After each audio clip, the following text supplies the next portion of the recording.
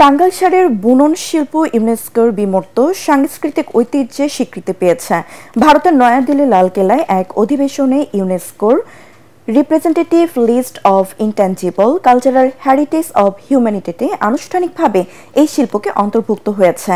নয়াদিল্লি থেকে এ তথ্য নিশ্চিত করেছেন বাংলাদেশ জাতীয় জাদুঘরের বিমূর্ত সাংস্কৃতিক ঐতিহ্যের ফোকাল পয়েন্ট কর্মকর্তা আসমা ফেরদৌসী।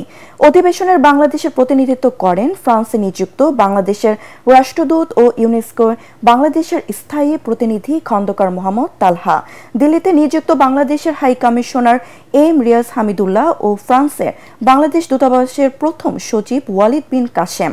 ইউনেস্কোর প্রতিবেদনে বলা হয়, টাঙ্গাইলের প্রতিটি শাড়ি তৈরি হয় ঐতিহ্য ও কারুশিল্পের সংমিশ্রণে।